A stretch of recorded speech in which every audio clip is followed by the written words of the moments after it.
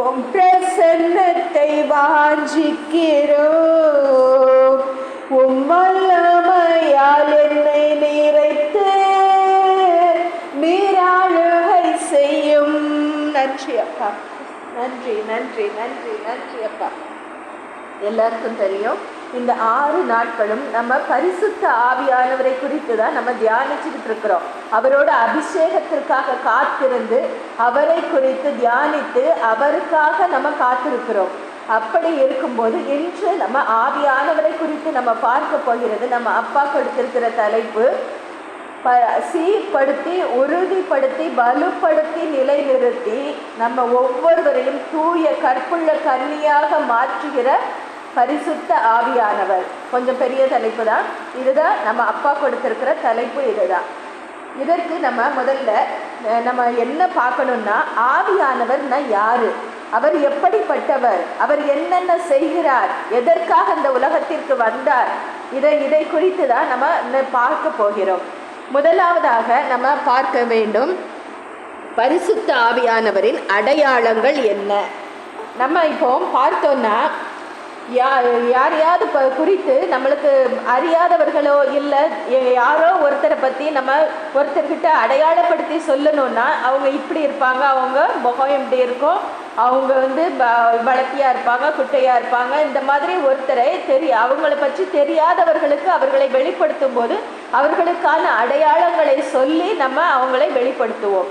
அதே மாதிரி தான் நம்ம ஆவியானவருக்கு எந்த ஒரு உருவமும் கிடையாது, அவரை யாராலும் பார்க்க முடியாது. அப்படி இருக்கும்போது ஆவியானவரை குறித்து பேசணும் அப்படிங்கும்போது அவருக்கான ஒரு சில அடையாளங்கள் இருக்குது. அந்த அடையாளங்கள் என்ன அப்படின்னு சொல்லி நம்ம பார்க்கலாம். முதலாவதாக தண்ணீர். பரிசுத்த ஆவியானவருக்கு ஒரு 3 அடையாளங்கள் இருக்குது. தண்ணீர், நெருப்பு, புறா. இதுதான் அவரோட அடையாளங்களாக விவிலியத்தில் கொடுக்கப்பட்டுள்ளது. இதில் நம்ம முதலாவதாக தண்ணீர், எப்படி இந்த தண்ணீர் பரிசுத்த ஆவியானவருக்கு அடையாளப்படுத்தப்பட்டிருக்கிறது, இதை நம்ம குறித்து பார்க்கலாம். இந்த தண்ணீரானது திருமுழுக்கிற்கு அடையாளமாக இருக்கிறது.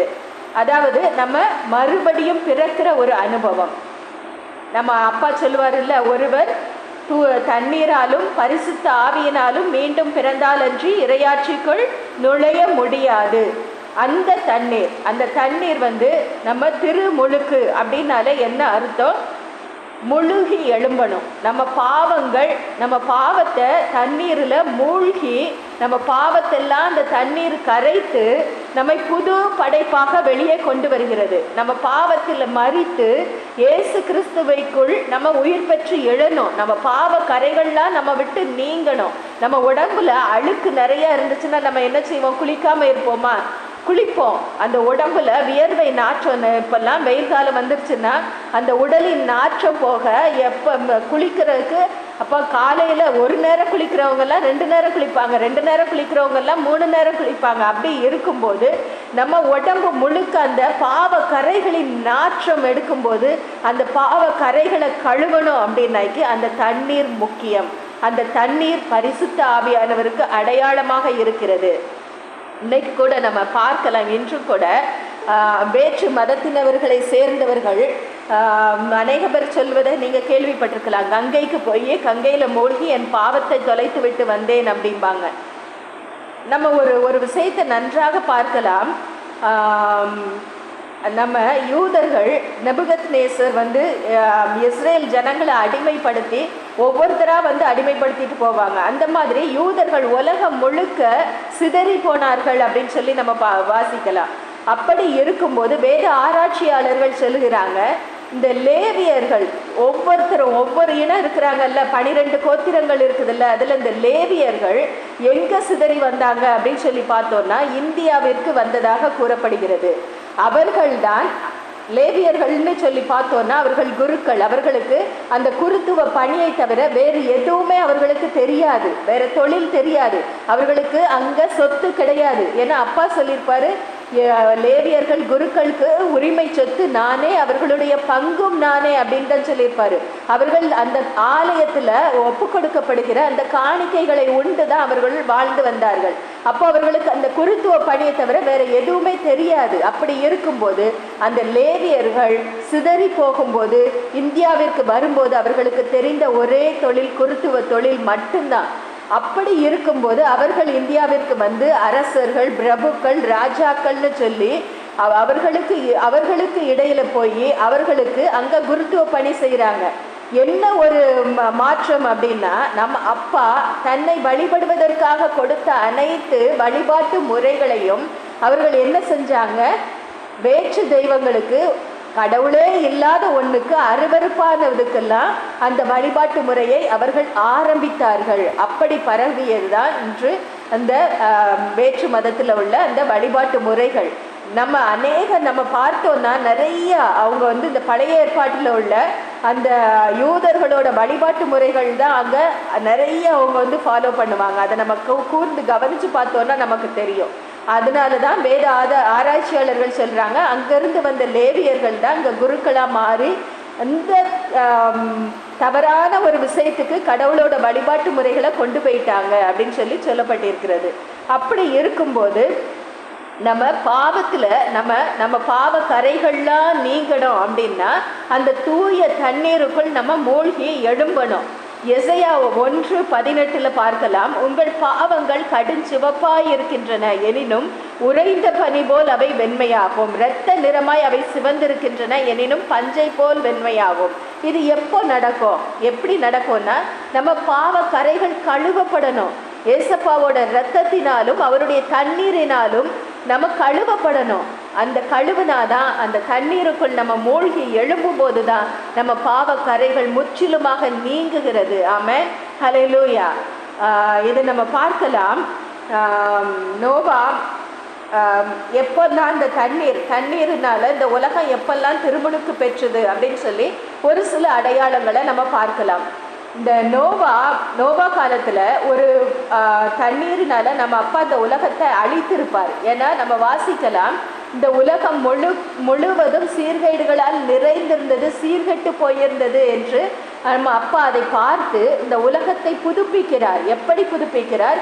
முற்றிலுமாக 40 நாட்களாக பெருவெள்ளம் பாய்ந்தோடி இந்த உலகத்தில் இருக்கிற அனைவரையும் அழித்துவிட்டு அந்த நோவா ஒருவர் மட்டுமே, அவர் குடும்பம் மட்டுமே பாதுகாக்கப்படும், மற்றவை அனைத்தும் அழிக்கப்படும், அனைத்து உயிரினங்களும் அனைத்துமே அழிக்கப்பட்டு புது ஒரு உலகமாக நம்ம அப்பா மாற்றுகிறார்.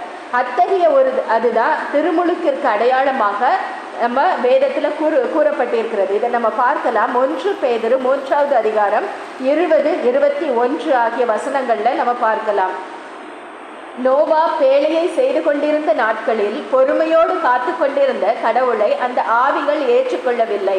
சிலர், அதாவது 8 பேர் மட்டுமே அந்த பேழையில் தண்ணீர் வழியாக காப்பாற்றப்பட்டனர்.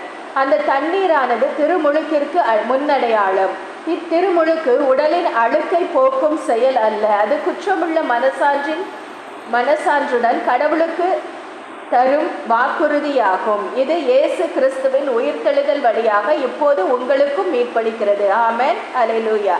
இதுதான் அந்த நோவாவின் காலத்து அந்த பெருவெள்ளம். அன்றைக்கு தண்ணீரால் இந்த உலகம் புதுப்பிக்கப்பட்டது. அது ஒரு திருமுழுக்கிற்கு அடையாளமாக வேதத்தில் சொல்லப்பட்டிருக்கிறது.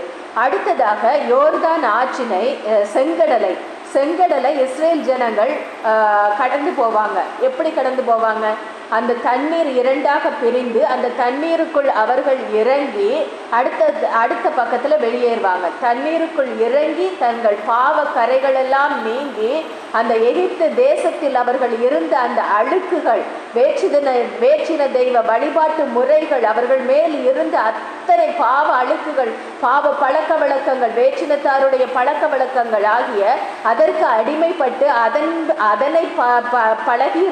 பழகியிருந்த அவர்களுடைய பாவ கரைகள் எல்லாம் அந்த செங்கடலை கடக்கும் போது அந்த செங்கடலில் கழுவப்பட்டு அவர்கள் தூய படைப்பாக வெளியே வந்தார்கள். அது ஒரு திருமுழுக்கின் முன்னடையாளமாக கூறப்பட்டிருக்கிறது. அதே போல யோர்தான் ஆற்றை அவர்கள் கடந்தது, அதுவும் திருமுழுக்கின் அடையாளமாக கூறப்படுகிறது.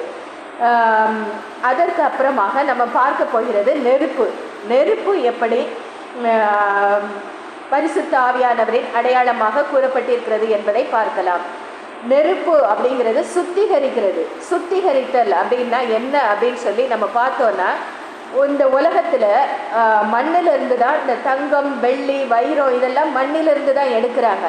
அந்த தங்கத்தையும் வைரத்தையும் வெள்ளியையும் தண்ணியில் கழுவுனா அந்த மண்ணில் உள்ள அழுக்குகள் போய்விடும். போனாய்க்கு அதை அவங்க அப்படியே எடுத்து நகையாக உருவாக்குறது இல்லை. ஏன்னா அதில் எப்படி தான் தண்ணீரில் கழுவினாலும் அதில் இருக்கிற அழுக்குகள் இருக்கும். அப்போ அவங்க என்ன செய்கிறாங்க, அந்த தங்கத்தை, வெள்ளியை, பொன்னியெல்லாம் அந்த நெருப்பில் போட்டு அதை புடமிட்டு தூய பொன்னாக உருமாற்றுகிறார்கள். இப்போ நம்ம பரிசுத்த ஆவியின் தண்ணீரினால் கழுவப்பட்டு நம்ம பாவ கரைகள் நீங்கி வெளியே வந்தாலும் நமக்குள்ள ஒரு சில அழுக்குகள் ஒட்டி கொண்டு தான் இருக்கும். இந்த ஊனியல்பின் இச்சைகள் அப்படிங்கிற பாவ கரைகள் நம்ம உடம்புல ஒட்டி பிடிச்சிக்கிட்டு இருக்கும். அதெல்லாம் எப்படி நம்ம உடம்பை விட்டு நீக்கணும் அப்படின்னாக்கி சுத்திகரித்தல், நெருப்பின் மூலமான சுத்திகரித்தல். அதுதான் விண்ணகத்திலிருந்து அப்பா நெருப்பினால், நெருப்பு என்ற வடிவில் இருக்கிற பரிசுத்த ஆவியினால் நம்மை சுத்திகரிக்கிறார். ஆமென், ஹல்லேலூயா. மார்க்கு 5வது அதிகாரம் 49வது வசனம். ஏனெனில் பலிப்பொருள் உப்பால் தூய்மையாக்கப்படுவது போல ஒவ்வொருவரும் நெருப்பால் தூய்மையாக்கப்படுவார்கள். சாரி, அது மார்க்கு 9வது அதிகாரம் 49வது வசனம். நம்ம ஒவ்வொருவரும் நெருப்பால தூய்மையாக்கப்படுவோம் அப்படின்னு சொல்லி நம்ம அப்பா வாக்குறுதி கொடுத்திருக்கிறாரு. அதனால தான் நெருப்புங்கிறது சுத்திகரித்தலின் அடையாளமாக இருக்கிறது. யோவான் திருமுழுக்கு யோவான் கூட சாட்சியா சொல்லுவாரு.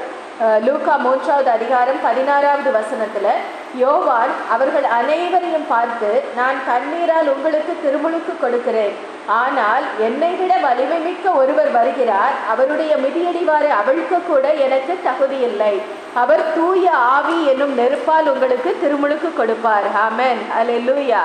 அப்படி வாக்களிக்கப்பட்ட பரிசுத்த ஆவியானவர் தான் நமக்காக பெந்தகோஸ்தே பெருவிழாவில் சீடர்கள், அப்போஸ்தலர்கள் அனைவரும் ஒரு மனதோடு மாடி வீட்டு அறையில் கூடி ஜெபிக்கும் போது தூய ஆவியானவர் நெருப்பின் வடிவில் வந்து அவர்களை சுத்திகரித்து அவர்களிடத்தில் இருக்கிற பலகீனங்கள், குறைகள் அத்தனையும் நீக்கி அவர்களை தூய பொன்னாக மாற்றி நம்ம ஏசப்பாவுக்கு சாட்சியாக, வலிமை மிக்க சாட்சியாக மாற்றுகிறார். அப்படித்தான் இன்றும் கூட நம்ம பரிசுத்த ஆவியானவர் நெருப்பாகவும் தண்ணீராகவும் நம்ம மீது இறங்கி நம்ம அழுக்குல இருந்து அவர் மறுபடியும் பிறக்க வைத்து நம்ம நெருப்பினால சுத்திகரித்து அவருடைய ஆவியின் கனிகள், கொடைகள், வரங்களால நம்மளை இன்று நிரப்ப இருக்கிறார். ஆமென், ஹல்லேலூயா. லூக்கா 3 அடுத்ததாக புறாவின் வடிவில் இறங்கிய பரிசுத்த ஆவியானவர். லூக்கா 3வது அதிகாரம் 21, 22 ஆகிய வசனங்கள்ல நம்ம பார்க்கலாம்.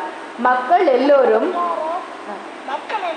திருமுழுக்கு பெறும் வேளையில் இயேசுவும் திருமுழுக்கு பெற்று இறைவனிடம் வேண்டிக் கொண்டிருந்த போது வானம் திறந்தது, தூய ஆவி புறா வடிவில் தோன்றி அவர் மீது இறங்கியது. அப்பொழுது என் அன்பார்ந்த மகன் நீயே, உன் பொருட்டு நான் பூரிப்படைகிறேன் என்று வானத்திலிருந்து ஒரு குரல் ஒலித்தது. ஆமென், ஆமென், ஹல்லேலூயா. அவர் பழைய ஏற்பாட்டில் நம்ம வாசிக்கலாம், பரிசுத்த ஆவியானவர் வருவார், வந்து நிரப்புவார், பயன்படுத்துவார், அதன் பின்பு சென்று விடுவார், மீண்டும் வருவார், நிரப்புவார், பயன்படுத்துவார், மீண்டும் சென்று விடுவார். அப்படிதான் பரிசுத்த ஆவியானவர் இருந்தார். ஆனால் ஏசப்பா திருமுழுக்கு பெற்று பெந்தகோஸ்தே பெருவிழாவில் எப்போ பரிசுத்த ஆவியானவர் அக்னியாய் அப்பா அவர்கள் மீது இறங்கினாரோ அப்பவே அவர் நமக்குள் தங்க ஆரம்பித்து விட்டார். அவர் நமக்குள் இருக்கிறார். நமக்குள் நம்ம ஏசப்பா வாக்களித்து விட்டு சென்ற மாதிரி தூய ஆவியானவர் வருவார், அவர் உங்களுக்குள் இருப்பார் அப்படின்னு சொல்லி அப்பா வாக்களித்த மாதிரி அவர் நமக்குள் தங்கி இருக்கிறார். அதனால தான் பவுலடியார் அழகா சொல்லுவார், உங்கள் உடல் நீங்கள் கடவுளிடம் பெற்றுக்கொண்ட தூய ஆவி தங்கும் கோவில் அப்படின்னு சொல்லி பவுலடியார் அழகாக சொல்லுவார். மேலும் 1 கொரிந்தியர் 3வது அதிகாரம் 16வது வசனத்துல நம்ம பார்க்கலாம், நீங்கள் கடவுளுடைய கோவில் என்றும் கடவுளின் ஆவியார் உங்களில் குடியிருக்கிறார் என்றும் உங்களுக்கு தெரியாதா? ஆமென், ஆமென், ஹல்லேலூயா. பரிசுத்த ஆவியானவர் நம்ம அப்பா அந்த பெந்தகோஸ்தே நாளுக்கு அப்புறம் நமக்குள்ள தங்கி வாசம் செய்கிறவராக இருக்கிறார். ஆமென். அடுத்ததாக இன்னும் ஒரு அடையாளம் இருக்கிறது பரிசுத்த ஆவியானவருக்கு. அது என்ன அடையாளம் அப்படின்னு சொல்லி நம்ம பார்த்தோம்னா, அவர் நீரோடையாகவும் நீரூற்றாகவும் அவர் இருக்கிறார். நம்ம பரிசுத்த ஆவியானவருக்கு கொடுக்கப்பட்ட இன்னுமான ஒரு 4வது அடையாளம் என்ன அப்படின்னு சொல்லி நம்ம பார்த்தோம்னா, நீரோடையாகவும் நீரூற்றாகவும் அவர் இருக்கிறார். திருவெளிப்பாடு 22வது அதிகாரம் 1, 2 ஆகிய வசனங்கள்ல நம்ம பார்க்கலாம். பின்பு அந்த வானதூதர் வாழ்வு அளிக்கும் தண்ணீர் ஓடிக்கொண்டிருந்த ஓர் ஆற்றை எனக்கு காட்டினார். அது பளிங்கு போல் ஒளிர்ந்தது. அது கடவுளும் ஆட்டுக்குட்டியும் வீற்றிருந்த அரியணையிலிருந்து புறப்பட்டு நகரின் தெருநடுவே பாய்ந்தோடியது. ஆற்றின் இரு மருங்கும் வாழ்வு தரும் மரம் இருந்தது. மாதத்துக்கு ஒரு முறையாக அது ஆண்டுதோறும் 12 முறை கனிகள் தரும். அதன் இலைகள் மக்களினங்களை குணப்படுத்தக்கூடியவை. ஆமென், ஹல்லேலூயா. அதனால தான் அப்பா சொல்றாரு, யார் வேணாலும் சரி, யாரேனும் தாகமாய் இருந்தால் என்னிடத்தில் வரட்டும், என் வாழ்வின் ஊற்றிலிருந்து இலவசமாய் நீரை பருகட்டும் அப்படிங்கிறாரு. அப்படி அந்த வாழ்வின் நீரூற்ற நம்ம பருகும்போது அந்த நீரூற்றானது நம்ம அப்பா வாக்களித்தபடி நான் கொடுக்கும் தண்ணீரானது பொங்கி எழும் நீரூற்றாக உங்களுக்குள் மாறி அது நிலை வாழ்வை உங்களுக்கு அளிக்கும் என்று நம்ம அப்பா வாக்கு கொடுத்திருக்கிறார். ஆமென், ஹல்லேலூயா. அடுத்ததாக நம்ம பார்க்க போகிறது பரிசுத்த. இப்போ நம்ம முதலாவதாக என்ன பார்த்தோம்னா, பரிசுத்த ஆவியானவரின் அடையாளங்கள் என்னென்ன அப்படின்னு சொல்லி பார்த்தோம். தண்ணீர், நெருப்பு, புறா, நீரோடை, நீரூற்று, இதுதான் பரிசுத்த ஆவியானவரோட அடையாளங்களாக நம்ம பார்த்தோம். அடுத்ததாக பரிசுத்த ஆவியானவர் எப்படிப்பட்டவர், இதை தான் நம்ம பார்க்க போகிறோம்.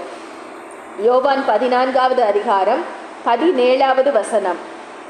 அவரே உண்மையை வெளிப்படுத்தும் தூய ஆவியானவர். உலகம் அவரை ஏற்றுக்கொள்ள முடியாது, ஏனெனில் அது அவரை காண்பதும் இல்லை, அறிவதும் இல்லை.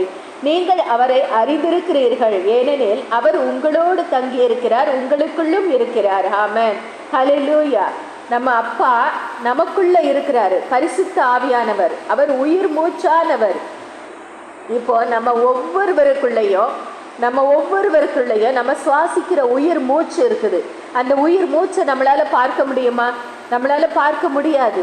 அதே மாதிரிதான் கடவுளின் உயிர் மூச்சான தூய ஆவியானவர் நமக்குள்ளே வாசம் செய்கிறார். இந்த உலகத்துக்கு வேணா அவரை தெரியாம இருக்கலாம், ஆனா கிறிஸ்தவ பிள்ளைகள் பரிசுத்த ஆவியானவரை தெரியாது அப்படின்னு சொல்லவே முடியாது. ஏன்னா அவர் நமக்குள் வாசம் செய்கிறார்.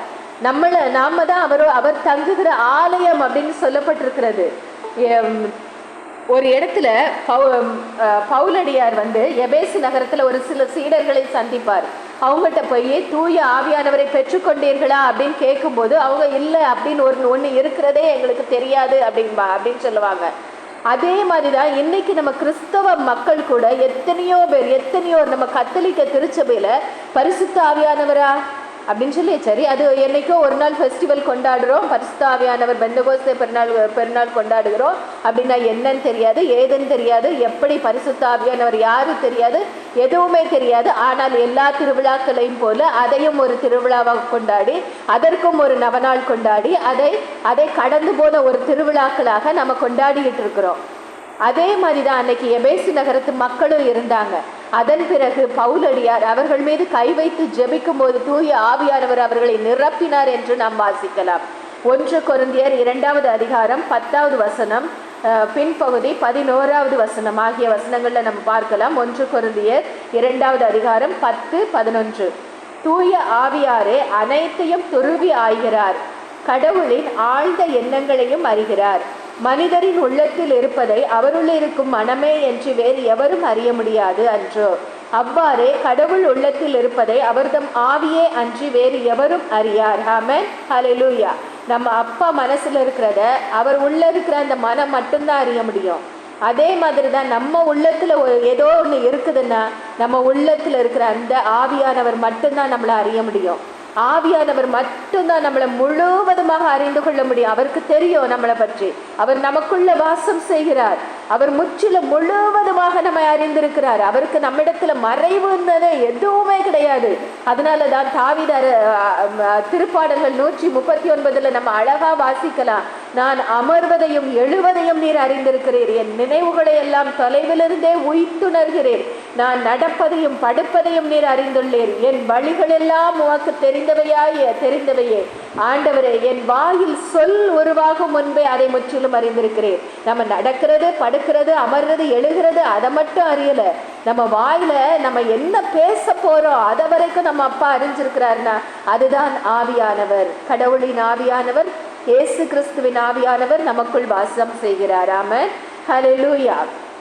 நம்ம ஆவியானவரை பார்க்க தான் முடியாதே தவிர அவரை உணர முடியும், அவரை அனுபவிக்க முடியும், அவரோட பிரசன்னத்தை அனுபவிக்க முடியும். நம்ம ஆவியானவருக்குள்ள நல்ல ஒரு உறவுல இருந்து நல்ல அவரோட இடைப்பட்டு அவரோட உறவாடுகிற ஒரு பாக்கியம் இருந்துச்சுன்னா நம்ம அப்பா ஆவியானவர் பேசுகிறத, அவர் நம்ம அருகில் இருக்கிறத, அவர் பிரசன்னம் நம்மளை நிரப்புகிறத நம்ம அப்படியே நம்ம உணர முடியும். ஆவியானவர் இங்க இருக்கிறாரு அப்படிங்கிறத நம்ம அழகா உணர முடியும். நம்ம ஏதாவது தப்பு செஞ்சிட்டோம்னா நம்மளை அவர் குற்றத்தை நமக்கு உணர்த்துவாரு, நம்மளை கண்டிப்பாரு. அவரு இந்த தவறை நீ செய்துட்ட அப்படின்னு சொல்லி அவர் நம்மளை உணர்த்துவாரு. அந்த மாதிரி நமக்குள்ள இருந்து நம்மளை திருத்துகிறவராக அவர் நமக்கு இருக்கிறாரு. இந்த உலகத்துல எப்படின்னு சொல்லி நம்ம பார்த்தோம்னா ஒவ்வொருத்தருக்கும் ஒவ்வொரு நம்ம அப்பா அம்மா 2 பேருமே இல்லாமல் ஒரு சில பிள்ளைகள் இந்த உலகத்தில் இருக்கும். அந்த பிள்ளைகளுக்கு நம்ம பார்த்தோன்னா அந்த பிள்ளைகளை பொறுப்பாளர்களாக யாராவது ஒருத்தர் இருப்பாங்க. நம்ம அந்த ஃபார்ம் அப்ளிகேஷன் ஃபார்மில் கூட பார்க்கலாம். பேரண்ட்ஸுங்கிற இடத்துல ஃபாதர் மதர் இருக்கும், கார்டியன் அப்படின்னு ஒரு ஆப்ஷன் இருக்கும். அந்த ஒரு கார்டியன்கிற பொறுப்பில் தான் நம்ம ஆவியானவர் நமக்குள்ளே இருக்கிறார். நம்ம அப்பா நமக்காக மரித்து ரத்தம் சிந்தி நமக்காக மரித்து அவர் இந்த உலகத்தை விட்டு நமக்கு மீட்பு கொடுத்துட்டு போயிட்டாரு. இனி இந்த உலகத்துல நாம இருக்கணும் அப்படின்னா எத்தனையோ பாவ சோதனைகள் வரும். நம்ம அப்பா சொல்லியிருக்கிறாரு, நான் போன பிறகு ஓநாய்கள் உங்களுக்குள்ள வரும்னு சொல்லியிருக்கிறாரு. ஆயரை வெட்டுவேன், மந்தைகள் சிதறடிக்கப்படும்னு சொல்லியிருக்குது. எத்தனையோ பேர் நம்ம பாவ சூழ்நிலைகளை நம்ம விழுந்து விழுந்து விழுந்து விழுந்து எழும்புற மாதிரி தான் இருக்கும். அப்படிப்பட்ட சூழ்நிலைகளை நம்மளை உறுதிப்படுத்தி நிலைநிறுத்தி நம்மளை சீர்படுத்தி நம்ம மீண்டுமாக உருவாக்கி நம்ம அப்பா வாரும்போது அவர்கிட்ட நம்மளை நிறுத்தணும் அவர் அப்படின்னாக்கி அதற்கான பொறுப்பாளர் நமக்கு தாயும் தகப்பனுமாக இருந்து கார்டியன் அப்படிங்கிற போஸ்ட்ல இருந்து நம்மளை பாதுகாக்கிறவர், நம்மளை உருவாக்குகிறவர், நம்மளை பண்படுத்துகிறவர், நம்மளை பயன்படுத்துகிறவர், நம்மளை புடமிடுகிறவர், நம்மளை புதிய படைப்பாக உருமாற்றுகிறவர் தான் அந்த பரிசுத்த ஆவியானவர். ஆமென், ஹல்லேலூயா. நம்ம பார்க்கலாம் அடுத்ததாக முத்திரையாக உள்ள பரிசுத்த ஆவியானவர். பரிசுத்த ஆவியானவர் எப்படி நமக்கு முத்திரையாக இருக்கிறார்? நம்ம அப்பா நமக்கு 2 விதமான முத்திரைகள் கொடுத்திருக்கிறாரு. இந்த உலகத்தில் வாழ்கிற ஒவ்வொருவருக்கும் அனைவருக்குமே இந்த பரிசுத்த ஆவியானவர் அப்படிங்கிற முத்திரை உண்டு. இன்னொரு முத்திரையும் நம்ம அப்பா கொடுத்திருக்கிறாரு. அதை நம்ம பார்க்கலாம். எபேசியர் 1வது அதிகாரம் 13, 14 ஆகிய வசனங்கள்ல நம்ம பார்க்கலாம். நீங்களும் உங்களுக்கு மீட்பளிக்கும் நற்செய்தியாகிய உண்மையின் வார்த்தையை கேட்டு அவர் மீது நம்பிக்கை கொண்டு வாக்களிக்கப்பட்ட தூய ஆவியால் அதற்குள் முத்திரையிடப்பட்டீர்கள். ஆமென். அந்த தூய ஆவியே நாம் மீட்படைந்து உரிமை பெறுவோம் என்பதை உறுதிப்படுத்தும் அடையாளமாக இருக்கிறது. போதும் ஆமென், ஹல்லேலூயா.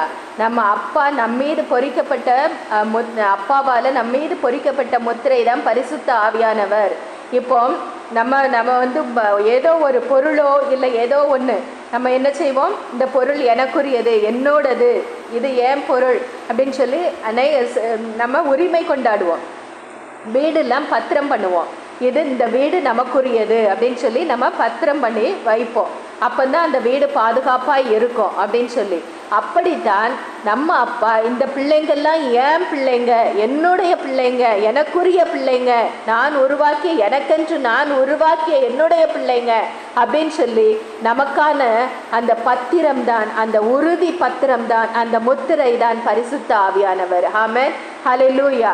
அதனால தான் எபேசியர் கலாத்தியர் 4:2 சொல்லப்பட்டிருக்கோம், தந்தை குறித்த நாள் வரை அவர்கள் மேற்பார்வையாளர்களுக்கு பொறுப்பானவர்களுக்கும் கீழ்ப்பட்டிருக்கிறார்கள். நம்மளுடைய தந்தை வார வரைக்கும், நம்ம இயேசு கிறிஸ்து வார வரைக்கும் நமக்கு பொறுப்பாக நியமிக்கப்பட்டிருக்கிறது பரிசுத்த ஆவியானவர் தான். அவருக்கு கீழ்ப்படிந்து நடக்கணும் அப்படிங்கிறது நம்ம கடமை. நமக்கு அதுதான் நம்மளுக்கு கொடுக்கப்பட்டிருக்கிற கட்டளை. அவருடைய சொற்களுக்கு நமக்கு அவரோட உறவில் இருந்தோன்னா அவர் பேசுகிறது, அவர் நம்மோட இடைப்படுகிறது, அது அனைத்துமே நமக்கு கேட்கும். நம்ம பேசுவார். நம்ம தவறு செய்யும் போது நம்ம அவர்கிட்ட சொல்லு, நம்ம உள்ளத்தில் ஒரு குரல் கேட்கும், இது செய்யாத அப்படின்னு கேட்கும். ஆனால் நம்ம துணிகரமாக செய்வோம் ஒரு சில நேரங்களில். அதை இன்னும் சொல்ல போனால் ஒரு சில தவறுகளில் மிகுந்த விருப்பத்தோடு செய்வோம். அப்படி செய்யும்போது பரிசுத்த ஆவியானவர் துக்கப்பட்டு நமக்குள் அப்படியே அமைதியாக மாறிவிடுகிறார். எபேசியர் 4:30 4வது அதிகாரம் 30வது வசனம் சொல்லுது, கடவுளின் தூய ஆவியானவருக்கு துயரம் வருவிக்காதீர்கள், மீட்பு நாளை முன்னிட்டு உங்கள் மீது பொறிக்கப்பட்ட முத்திரையாக அவர் இருக்கிறார். ஆமென், ஹல்லேலூயா.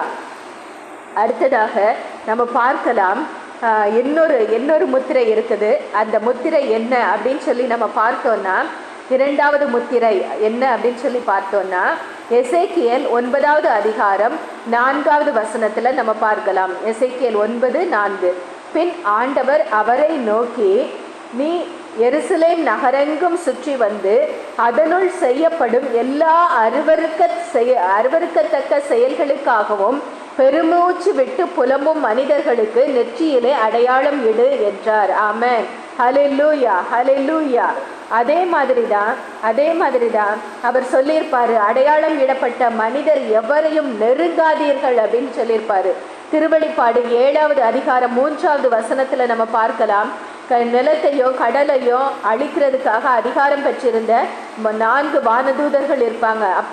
அப்போ அவங்க இன்னொரு வானதூதர் வந்து சொல்லுவார், எங்கள் கடவுளுடைய பணியாளர்களின் நெற்றியில் நாங்கள் முத்திரை இடும் வரை நிலத்தையோ கடலையோ மரத்தையோ அழிக்க வேண்டாம் என்று அவர்களிடம் கூறினார். ஆமென், ஹல்லேலூயா, ஹல்லேலூயா. நம்ம அப்பாவோட முத்திரை, 2 விதமான முத்திரை நம்ம மீது பொறிக்கப்பட்டுள்ளது. ஒன்று பரிசுத்த ஆவியானவர், இன்னொன்று இறுதி காலத்தில் இந்த அந்தி கிறிஸ்து பீரியடில் எவ்வளவோ பிரச்சனைகள், துன்பங்கள், போராட்டங்கள் எவ்வளவோ வரும், எவ்வளவோ பிரச்சனைகள் வரும். அந்த இறுதி கால பேரழிவுகள் அப்படின்னு இருக்குது. அந்த பேரழிவுகளில் இருந்து காப்பாற்றப்படுறதுக்காக நம்ம ஆண்டவர் நம்மீது பொறிக்கப்பட்ட ஒரு முத்திரை தான் நம்ம நெற்றியில் பொறிக்கப்படுகிற முத்திரை. அந்த முத்திரை நம்ம பார்க்கலாம். அந்த நெற்றியில் ஒரு முத்திரை பதிக்கிறாரு அப்படின்னு சொல்லி நம்ம பார்த்தோம்ல, அந்த முத்திரை என்ன அப்படிங்கிறத நம்ம பார்க்கலாம். திருவெளிப்பாடு 9வது அதிகாரம் 4வது வசனம், நிலத்தின் புற்பூண்டுகளுக்கோ மரங்களுக்கோ இது கிடையாது. திருவெளிப்பாடு 22வது அதிகாரம் 4வது வசனத்தில் நம்ம பார்க்கலாம். திருவெளிப்பாடு 22வது அதிகாரம் 4வது வசனம், அவரது பெயர் அவர்களுடைய நெற்றியில் எழுதப்பட்டிருக்கும். ஆமென், ஹல்லேலூயா. என்ன முத்திரை அப்போ பொறிக்கப்படுகிறது நம்ம மேல? ஆண்டவருடைய பெயர், சர்வ வல்லவராகிய தேவன், அரசர்க்கெல்லாம் அரசர், ராஜாதி ராஜா, இறைவனுக்கெல்லாம் இறைவன், அவருடைய உன்னதமான பெயர் நம் நெற்றியில் பொறிக்கப்படுகிறது. ஆமென், ஹல்லேலூயா. பழைய ஏற்பாட்டு காலத்துல எத்தனையோ இறை வாக்கினர்கள் ஆண்டவரோட பெயரை தெரிஞ்சுக்கணும்னு ஆசைப்பட்டாங்க. ஆனா அவர்களுக்கெல்லாம் ஆண்டவரின் பெயர் அறிவிக்கப்படவில்லை. நமக்கு தான் ஏசப்பா வந்த பிறகுதான் ஏசு கிறிஸ்து ஆண்டவர் என்று அவர் பெயர் அறிவிக்கப்பட்டது. ஆனால் இறுதி காலத்தில் நம்ம அப்பாவுடைய புதிய பெயர் நம்முடைய நெற்றியில் பொறிக்கப்பட்டிருக்கும். ஆமென். அது எப்படி பொறிக்கப்படும்னா, இந்த அந்தி கிறிஸ்து பீரியடில் அவனுக்குன்னு ஒரு நம்பர் குறிக்கப்பட்டிருக்கிறது. அவனுடைய நம்பர் அவனுடைய முத்திரையை நாம் நெற்றியில் பொறித்தால் நம்ம பரிசுத்த ஆவியானவரின் மீது நம் மீது பொறிக்கப்பட்ட முத்திரையான பரிசுத்த ஆவியானவரின் முத்திரை நம்மை விட்டு அகன்று போகும். அதனால தான் நம்ம அந்த முத்திரையை ஏற்றுக்கொள்ளக்கூடாது. நமக்கு நம்ம அப்பா ஒரு முத்திரை வச்சிருக்கிறாரு, ஏன் பிள்ளைகளு இது ஏன் பிள்ளை, என்னோட பிள்ளை, என்னோட பிள்ளைன்னு சொல்லி நம்ம அப்பா நம்மீது ஒரு முத்திரையை பதிக்கிறார். அவருடைய பெயர் நம்ம நெற்றியில பொறிக்கப்படுகிறது. ஆமென், ஹல்லேலூயா, ஹல்லேலூயா. அதனால தான் நம்ம இதை பார்க்கலாம். அடுத்ததாக பரிசுத்த ஆவியானவரின் செயல்பாடுகள், அவருடைய பணிகள் என்ன அப்படின்னு சொல்லி நம்ம பார்க்கலாம். பரிசுத்த ஆவியானவர் என்னென்ன பணிகள் செய்கிறாரு அப்படின்னு சொல்லி ஒரு சில பணிகளை மட்டும் நம்ம பார்க்க போகிறோம். பரிசுத்த ஆவியானவர்களோட பணிகளை சொல்லணும்னா சொல்லிக்கிட்டே போனால் அவர் செய்யாத பணியே கிடையாது. அந்த மாதிரி அவர் நமக்காக நம்மளுடைய செயல்கள் அனைத்தையுமே அவர் செய்கிறார். அப்படி அவர் செய்கின்ற ஒரு சில பணிகள் என்னென்ன அப்படின்னு சொல்லி நம்ம பார்க்கலாம். முதலாவதாக அவர் முன்மதியை தருகிறார். முன்மதி இது ரொம்ப அவசியம் எல்லாருக்கும். அந்த முன்மதியை தருகிறவர் பரிசுத்த ஆவியானவர். அல்லேலூயா. மத்தேயு 10வது அதிகாரம் 16வது வசனத்துல நம்ம பார்க்கலாம். இதோ ஓநாய்களிடையே ஆடுகளை அனுப்புவதைப் போல நான் உங்களை அனுப்புகிறேன். எனவே பாம்புகளைப் போல முன்மதியுடையவர்களாகவும் புறாக்களைப் போல கபடற்றவர்களாகவும் இருங்கள். ஆமென், அல்லேலூயா.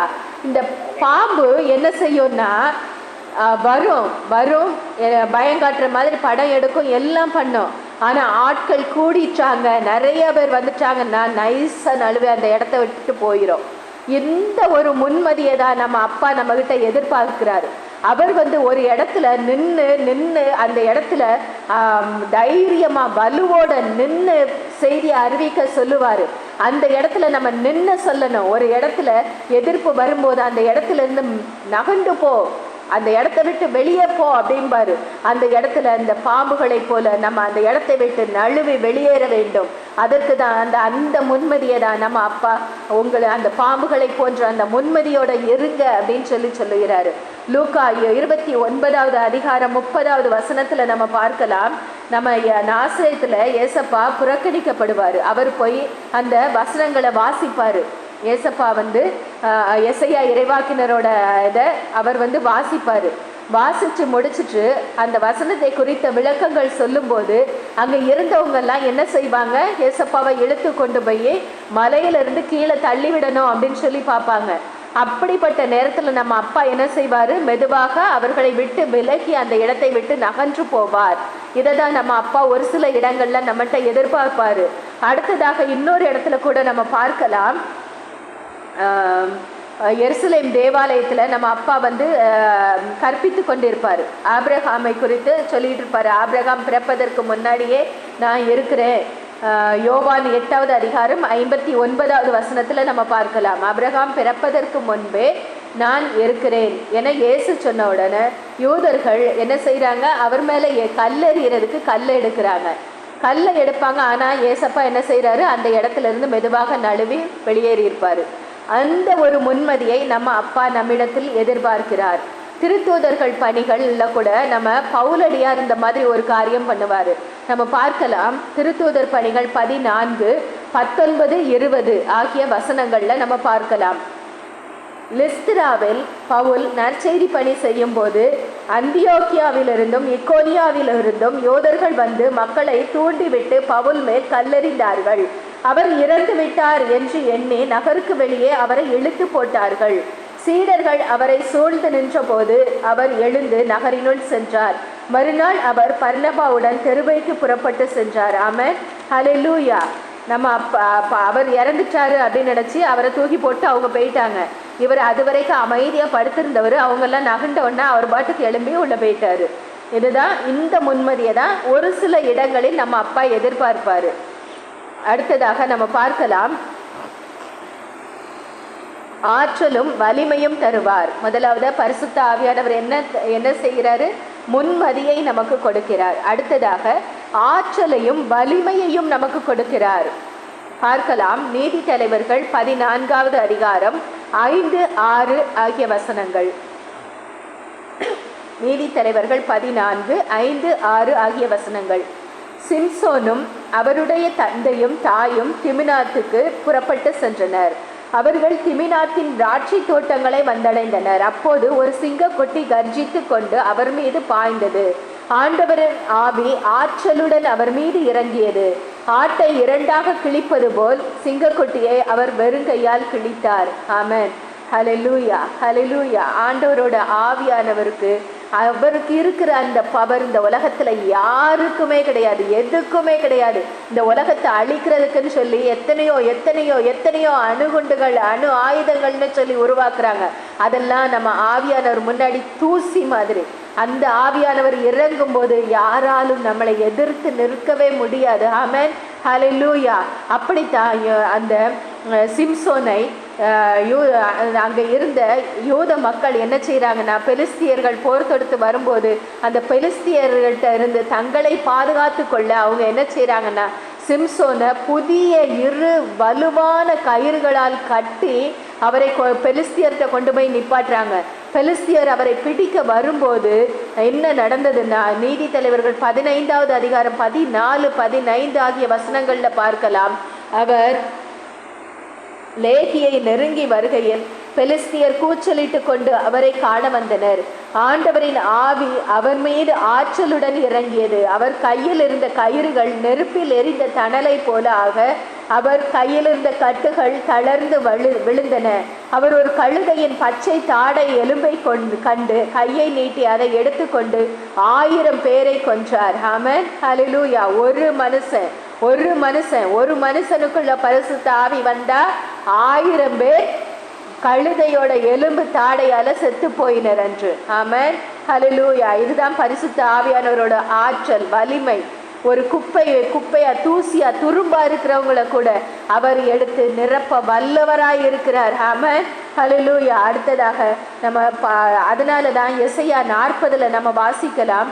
ஆண்டவரின் ஆவிக்கு வழிகாட்டியவர் யார், அவருக்கு அறிவுரையாளராய் இருந்து கற்றுத்தந்தவர் யார் அப்படின்னு சொல்லி ஒரு வசனம் சொல்லுகிறது.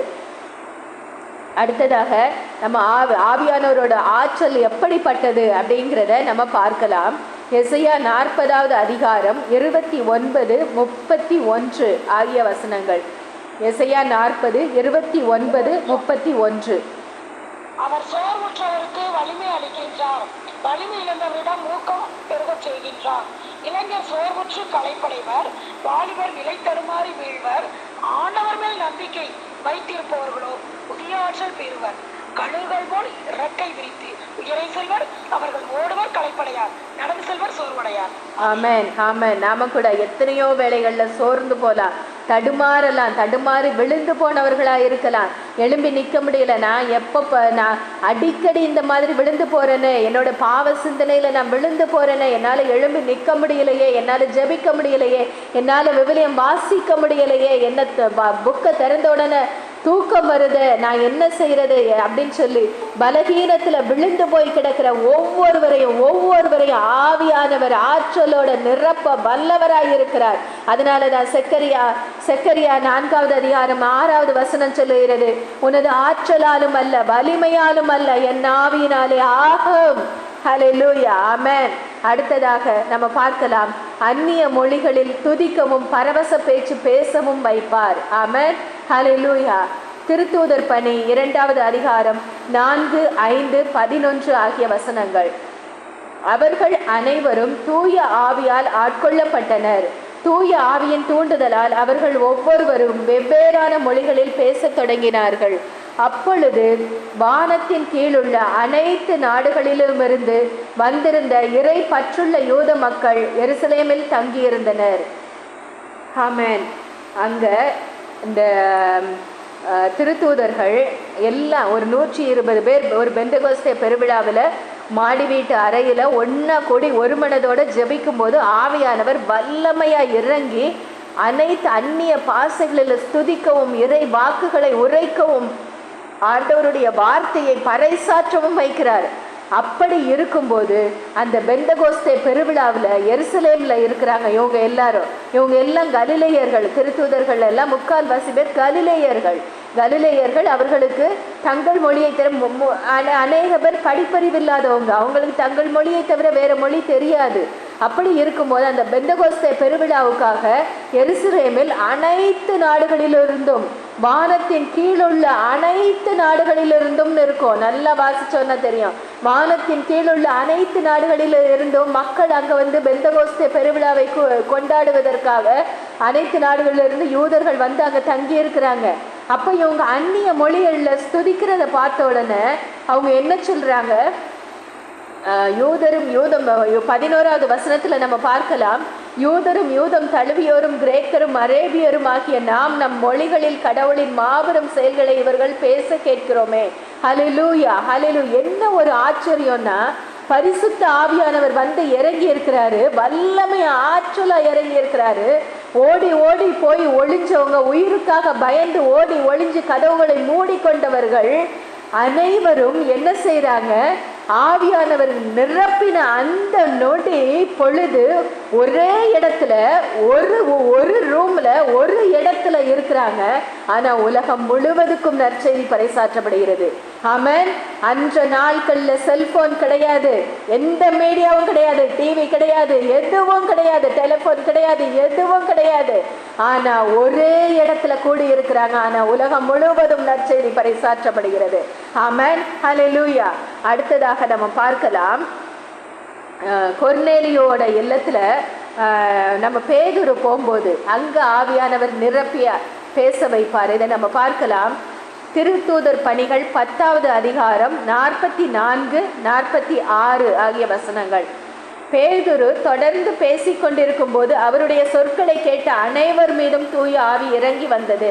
அவர்கள் பரவச பேச்சு பேசி கடவுளை போற்றி பெருமைப்படுத்தியதை கண்டார்கள். ஆமென், ஆமென்.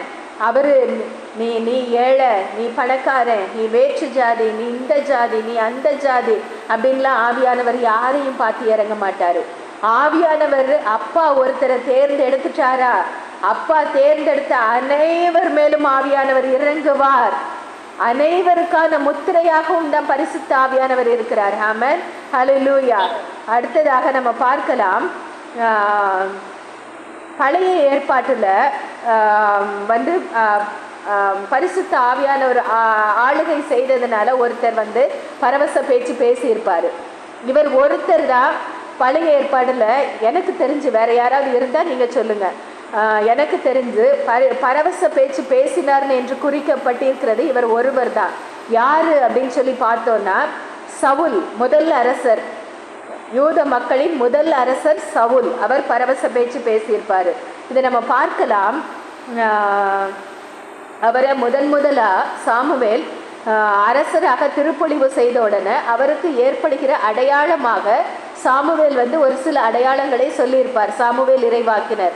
அப்படியாக அவருக்கு கொடுக்கப்பட்ட ஒரு அடையாளம் தான் அவர் பரவச பேச்சு பேசுவார் என்ற அடையாளம். இதை நம்ம பார்க்கலாம். 1 சாமுவேல் 10வது அதிகாரம் 10வது வசனத்துல நம்ம பார்க்கலாம். அவர்கள் அந்த மலையை அடைந்த போது இறைவாக்கினர் குழு அவரை எதிர்கொண்டது. கடவுளின் ஆவி அவரை வலிமையோடு ஆட்கொள்ள அவர் அவர்கள் நடுவே பரவசம் அடைந்து பேசினார். ஆமென், ஹல்லேலூயா. இவர் வந்து 2 முறை பரவச பேச்சு பேசியிருப்பாரு. இந்த ஒரு முறை மட்டும் இல்ல, அரசரா திருப்பொழிவு செய்யப்பட்ட உடனே ஒரு நேரம் பேசியிருப்பாரு. இன்னொரு நேரம் எப்போ பேசுவாரு அப்படின்னு சொல்லி நம்ம பார்த்தோம்னா, இன்னொரு நேரம் எப்போ பேசுவார் அப்படின்னு சொல்லி நம்ம பார்த்தோன்னா, அவர் வந்து தாவீது அரசரை எங்கே பார்த்தாலும் தாவீது அரசரை கொலை செய்வதற்காக விரட்டி கொண்டே இருப்பார். அப்படி விரட்டி செல்லும்போது ஒரு நேரம் தாவீது அரசர் சாமுவேலை போய் தஞ்சமடைந்திருப்பார். தாவீது அரசர் வந்து சாமுவேலோட இருக்கிறாரு அப்படின்னு தெரிஞ்ச உடனே சவுல் அரசர் என்ன பண்ணுவாருன்னா 3 நேரம் ஆட்களை அனுப்புவார். கொஞ்சம் பேரா 3 பேரை அனுப்புவார் தாவீது அரசரை பிடித்து எடுத்து கொண்டு வர்றதுக்கு. அப்படி சென்றவர்கள் அனைவருமே, அந்த 3 குழுக்களாக சென்றவர்கள் அனைவருமே பரவச பேச்சு பேசியிருப்பாங்க. இறுதியில் அவர் என்ன செய்கிறாரு? தானே கிளம்பி போகிறார். தாவீது அரசரை பிடிப்பதற்காக தானே கிளம்பி போகிறார். அப்படி கிளம்பி போகும்போது அங்கே அவர் வந்து அந்த இடத்தில் பரிசுத்த ஆவியானவரால் ஆட்கொள்ளப்பட்டு தீய நோக்கத்தோடு தான் போனார். ஆனாலும் அவர் தாவீது அரசரை காக்கும் பொருட்டு பரிசுத்த ஆவியானவர் சவுல் அரசரை ஆட்கொண்டு அவர் அந்த இடத்தில் பரவச பேச்சு பேசினார். ஆமென், ஹல்லேலூயா. நம்ம இதை பார்க்கலாம். 1 சாமுவேல் 19வது அதிகாரம் 23, 24 ஆகிய வசனங்கள். 24ல முதல் பகுதி மட்டும் படித்தா போதும். ஆதலால் அவர் 1 சாமுவேல் 19வது அதிகாரம் 23, 24. ஆதலால் அவர் அங்கிருந்து ராமாவில் உள்ள நாபோத்துக்கு புறப்பட்டார். கடவுளின் ஆவி அவர் மீதும் இறங்கி வரவே ராமாவின் நாபோத்துக்கு சென்றடையும் வரை அவரும் இறைவாக்கு உரைத்தார். அவரும் தம் மேலுடையை களைந்துவிட்டு சாமுவேலின் முன் அவரும் இறைவாக்கு உரைத்தார். ஆமென், ஹல்லேலூயா, ஹல்லேலூயா. அடுத்ததாக இன்னும் ஒரு சிலர் இறைவாக்கு உரைச்சிருப்பாங்க. சவுல் அரசரோட இன்னும் ஒரு சில பேர் இறைவாக்கு உரைச்சிருப்பாங்க. அவங்களும் யாரு அப்படின்னு சொல்லி நம்ம பார்க்கலாம். எண்ணிக்கை 11வது அதிகாரம் 25, 26 ஆகிய வசனங்களில் நம்ம பார்த்தோம்னா வாசிக்க வேண்டாம். எண்ணிக்கை 11வது அதிகாரம் 25, 26 ஆகிய வசனங்களில் பார்த்தோம்னா அங்கே மோசே ஒரு 70 மூப்பர்களை நியமிப்பார். அப்போ நம்ம அப்பா தந்தையாகிய கடவுள் என்ன செய்வாருன்னா அந்த 70 மூப்பர்களையும் சந்திப்பு கூடாரத்தின் முன் ஒன்றாக கூட்டி அந்த 70 பேருக்கும் மோசேயின் மேல் இருந்த அந்த அபிஷேகத்தின் பரிசுத்த ஆவியானவரை, அந்த ஆவியின் ஆற்றலை அந்த 70 பேருக்கும் பகிர்ந்தளிப்பார். அந்த 70 பேர்ல 2 பேர் மட்டும் சந்திப்பு கூடாரத்தின் முன் வராம தங்களுடைய சொந்த பாளையத்திலேயே கூடாரத்தில் இருப்பாங்க. அப்படி இருந்தாலும் பரிசுத்த ஆவியானவர் வாக்களிக்கப்பட்டபடியே அந்த 70 பேர் மேலும் இறங்கியதால் அவர்கள் 70 பேரும் பரவச பேச்சு பேசினர் என்று நம்ம அந்த வசனங்கள்ல நம்ம பார்க்கலாம். இறைவாக்கு உரைத்தனர் அப்படின்னு சொல்லி நம்ம பார்க்கலாம். அடுத்ததாக நம்ம பார்க்க போகிறது சாபத்தை ஆசியாக மாற்றுவார். நம்ம பரிசுத்த ஆவியானவரின் செயல்களாக நம்ம இதுவரை என்ன பார்த்தோம்னா முன்மதியினை தருவார், ஆற்றலையும் வலிமையையும் தருவார். அடுத்ததாக அந்நிய மொழியில் துதிக்கவும் பரவச பேச்சு பேசவும் இறைவாக்கு உரைக்கவும் செய்வார். அடுத்ததாக நம்ம இப்போ பார்க்க போகிறது சாபத்தை ஆசியாக மாற்றுவார்.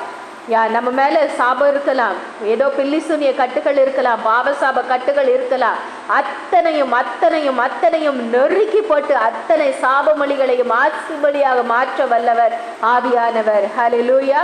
அடுத்ததாக நம்ம பார்க்கலாம் எண்ணிக்கை 24வது அதிகாரம் 2வது வசனத்துல நம்ம பார்த்தோம்னா அந்த மோவாபிய மன்னன் பாலாக்கு இஸ்ரேல் மக்கள் அந்த இஸ்ரேல் மக்கள் எகிப்து தேசத்திலிருந்து வெளியேறி பாலை நிலத்துல ஒவ்வொரு இடத்தையா பிடித்து கொண்டு அந்த பாலை நிலத்தின் வழியாக வரும்போது இந்த மோவாபிய மன்னன் பாலாக்கு எங்கே தன்னுடைய நாட்டையும் பிடித்து விடுவார்களோ அப்படின்னு அவன் பயந்து என்ன செய்வான்னா இந்த பிலேயாம் அப்படிங்கிற ஒரு இறைவாக்கினரை அழைத்து இஸ்ரேல் மக்களை சபி என்று சொல்லி அழைத்து கொண்டு வருவான்.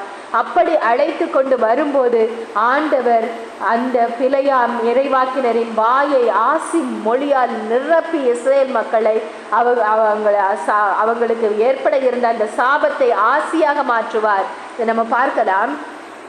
பிலேயாம் ஏறிட்டு பார்க்கவே குலம் குலமாக பாளையம் இறங்கிய இஸ்ரேலை கண்டார். அப்போது கடவுளின் ஆவி அவர் மேல் இறங்கியது அப்படின்னு சொல்லி நம்ம பார்க்கலாம். கடவுளின் ஆவி இறங்கியதால் அவர் அன்று முழுவதுமாக 3 முறையுமே அவர் 3 முறை அந்த மன்னன் சபிக்க சொல்வார். 3 முறையுமே அவர் கொடுத்தது ஆசிமொழி மட்டும் கொடுத்தது மட்டும் இல்லாம இறுதி காலத்துல அந்த நாடுகளுக்கு அவர்களை எதிர்த்து அந்த நாடுகளுக்கு என்ன நடக்கும் அப்படிங்கிறதையும் தீர்க்க தரிசனமாக உரைக்க வைத்து அனுப்புவார் நம்ம அப்பா ஆவியானவர். ஹல்லேலூயா, நன்றி. அடுத்ததாக நம்ம பார்க்க போகிறது ஆவியானவர் நமக்குள்ளே வரும்போது நம்மிடத்தில் இருக்கிற பயங்கள் விலகும். நம்ம திருத்தூதர்களை கூட பார்க்கலாம், பயந்து ஓடி ஒளிஞ்சாங்க, எங்கே நம்மளையும் கொண்டுருவாங்களோ அப்படின்னு சொல்லி ஓடி ஒளிஞ்சாங்க. அப்படிப்பட்ட இருக்கும்போது நம்மளும் கூட எத்தனையோ பேர் கோழை நெஞ்சத்தினராக இருக்கலாம், பயத்தில் நிரப்பப்பட்டவர்களாக இருக்கலாம். நான் உண்மையாக சொல்ல போனோம்னா எனக்கெல்லாம் பேசவே தெரியாது, பயங்கர பயம் உடம்பு முழுக்க பயம்னு சொல்லுவாங்கல்ல, அதுதான் நானாக இருந்தேன். என்னிடத்தில் இருக்கிற பயங்களை என் அப்பா என் ஆவியானவர் என்னிடத்தில் இருந்த அத்தனை பயங்களையும் நீக்கி போட்டார். கோழை உள்ளத்தை எடுத்துவிட்டு வல்லமையும் அன்பும் கட்டுப்பாடும் நிறைந்த உள்ளத்தை எனக்கு தந்திருக்கிறார். இன்னைக்கு எனக்குள்ள இருந்து பேசுறாருன்னா அந்த ஆவியானவர் தான். அந்த வார்த்தை அறிவிக்கிற அந்த துணிவை தந்திருக்கிறாருன்னா அந்த ஆவியானவர் தான். அப்படித்தான் அவர் அனைவரிடத்திலும் இருக்கிற அந்த பயங்களை நீக்கி போட வல்லவராக இருக்கிறார். ஆமென், ஹல்லேலூயா. இதை நம்ம பார்க்கலாம். 2 அரசர்கள் 2வது அதிகாரம் 9வது வசனம் பார்க்கலாம். 2 அரசர்கள் 2வது அதிகாரம் 9வது வசனம். அவர்கள் அக்கறைக்கு சென்றவுடன் எலியா எலிசாவை நோக்கி, உன்னிடமிருந்து எடுத்துக்கொள்ளப்படும் முன் நான் உனக்கு என்ன செய்ய வேண்டும் என்று சொல் என்று கேட்டார். அதற்கு எலிசா, உமது ஆவி என் மீது 2 மடங்காக இருப்பதாக என்றார். ஆமென். எதுக்காக இந்த வசனத்தை போய் தார அப்படின்னு தானே யோசிக்கிறீங்க? இந்த எலிசா மீது இந்த எலியா இறைவாக்கினரின் ஆவி 2 மடங்காக இறங்கியதால் அவர் தன் வாழ்நாளில் எவருக்குமே பயப்படவில்லை என்று வசனம் சொல்லுகிறது. ஆமென். நம்ம பார்க்கலாம். சீராக்கின் ஞானம் 48வது அதிகாரம் 12வது வசனம். சீராக்கின் ஞானம் 48 12வது வசனம். எலியா சூறாவளி சூழ மறைந்தார். எலிசா அவருடைய ஆவியால் நிறைவு பெற்றார். எலிசா தம் வாழ்நாளில் எந்த தலைவருக்கும் அஞ்சவில்லை. அவரை அடிபணிய வைக்க எவராலும் முடியவில்லை. ஆமென். ஹல்லேலூயா, ஹல்லேலூயா. நம்ம பேதுரு நம்ம அப்பாவை பயந்து போய் 3 தடவை மறுதளிச்சாரு. 3 தடவை மறுதளிச்சாரு. இவரை யாருன்னே எனக்கு தெரியாது அப்படின்னு சொன்னாரு பேதுரு. ஆனா நம்ம பார்த்தோன்னா மார்க் 14வது அதிகாரம் 71வது வசனத்துல நம்ம பார்த்தோன்னா அவரோ, நீங்கள் குறிப்பிடுகிற இந்த மனிதனை எனக்கு தெரியாது என்று சொல்லி சபிக்கவும் ஆணையிடவும் தொடங்கினார் அப்படின்னு சொல்லி இருக்குது. நம்ம பேதுரு இந்த மாதிரி பயத்தால் ஆட்கொள்ளப்பட்ட ஒரு மனிதன் அதன் பிறகு பரிசுத்த ஆவியானவரால் நிரப்பப்பட்ட பிறகு அவர் எப்படி மாறினார் அப்படிங்கிறத நம்ம பார்க்கலாம். திருத்தூதர் பணி 2வது அதிகாரம் 37வது வசனம். படிப்பறிவில்லாத ஒரு மனிதன், ஓடி ஒளிந்த மனிதன், அவரை எனக்கு தெரியவே தெரியாது என்று சொல்லி சபிக்கவும் ஆணையிடவும் செய்த மனிதன் ஆவியானவர் இறங்கின உடனே தன்னுடைய முதல் இறை வார்த்தையை அறிவிக்கிறாரு. அறிவிக்கும் போது அந்த முதல் இறை வார்த்தையினால அன்றைக்கு மீட்கப்பட்டவர்கள் 3000 பேர். ஆமென். ஹல்லேலூயா. நம்ம பார்க்கலாம். அவர்கள் இதை கேட்டு உள்ளம் குத்தப்பட்டவர்களாய் பேதுருவையும் மற்ற திருத்தூதர்களையும் பார்த்து, சகோதரரே, நாங்கள் என்ன செய்ய வேண்டும் என்று கேட்டார்கள். அவரு ஆண்டவரை தெரியாதுன்னு சொன்னவர் ஆண்டவரை நேருக்கு நேர அந்த மக்கள் முன்னாடி நின்று அவர்களோட முகமுகமாய் அவர்களை பார்த்து சொல்றாரு, நீங்க தான் இயேசுவை கொன்னுட்டீங்க, நீங்க தான் இயேசுவை சிலுவையில் அறைந்து கொன்றீர்கள். அவரோட அந்த அவர் விவிலியத்தில் குறிப்பிடப்பட்டுள்ள அவருடைய இறை வார்த்தைகள், அவரை குறித்து கூறப்பட்டுள்ள அந்த தீர்க்க தரிசன வார்த்தைகள் எல்லாம் எடுத்து சொல்லி, எப்படிப்பட்ட மெசியாவை நீங்கள் கொன்றுவிட்டீர்கள் என்று முகத்திற்கு நேராக சொல்லுகிற தைரியம் பரிசுத்த ஆவியானவராலே அன்று அவருக்கு தரப்படுகிறது. ஹல்லேலூயா, ஹல்லேலூயா. திருத்தூதர்கள் பணி 2வது அதிகாரம் 41வது வசனத்துல நம்ம பார்க்கலாம். அவருடைய வார்த்தைகளை ஏற்றுக்கொண்டவர்கள் திருமுழுக்கு பெற்றார்கள். அன்று ஏறக்குறைய 3000 பேர் அவரோடு சேர்க்கப்பட்டனர். ஆமென். ஹல்லேலூயா. அதே மாதிரி அன்று பிறவி ஊனமுற்றவரை பேதுருவும் யோவானும் சேர்ந்து ஆலயத்திற்கு செல்லும் போது அவரை குணப்படுத்தியதன் மூலமாக அநேக மக்கள் அவரிடத்தில் வரும்போது அவர் 2வது முறையாக இறைவாக்கை உரைத்த போது அன்று மக்கள் சேர்க்கப்பட்டவர்களுடைய எண்ணிக்கை 5000 பேர். ஆமென். நம்ம பார்க்கலாம். திருத்தூதர் பணி 4வது அதிகாரம் 4வது வசனம். அவர்களுடைய வார்த்தைகளை கேட்ட பலரும் நம்பிக்கை கொண்டனர். இவ்வாறு நம்பிக்கை கொண்ட ஆண்களது எண்ணிக்கை ஏறக்குறைய 5000. அதன் பிறகு அவர் இறை வார்த்தை அதன் பிறகு அறிவிக்கும் போதெல்லாம் எண்ணிக்கையே கிடையாது, எந்த எண்ணிக்கையும் கிடையாது. திரளான கூட்டத்து மக்கள் அவர்களோடு சேர்க்கப்பட்டார்கள் என்று நம்ம வாசிக்கலாம். திருத்தூதர்கள் பணி 4வது அதிகாரம் 18 20 வரைக்கும் நம்ம வாசிக்கலாம். அதன் பின்பு தலைமை சங்கத்தார் அவர்களை அழைத்து இயேசுவை பற்றி எதுவும் பேசவோ கற்பிக்கவோ கூடாது என்று கண்டிப்பாக கட்டளையிட்டனர். அதற்கு பேதுருவும் யோவானும் மறுமொழியாக, உங்களுக்கு செவிசாய்ப்பதா கடவுளுக்கு செவிசாய்ப்பதா? இதில் கடவுள் பார்வையில் எது முறையானது என நீங்களே தீர்மானித்துக் கொள்ளுங்கள். என்ன ஆனாலும் நாங்கள் கண்டதையும் கேட்டதையும் எடுத்துரைக்காமல் இருக்க எங்களால் முடியாது என்றனர். ஆமென். ஹல்லேலூயா. இத்தகையதொரு தைரியத்தை இனி வர்ற காலத்துலலாம் நற்செய்தியை அறிவிக்கணும்னா தைரியம் வேணும், துணிவு வேணும், பயம் இருக்கக்கூடாது. எல்லா விதமான எதிர்ப்புகளும் வரும்.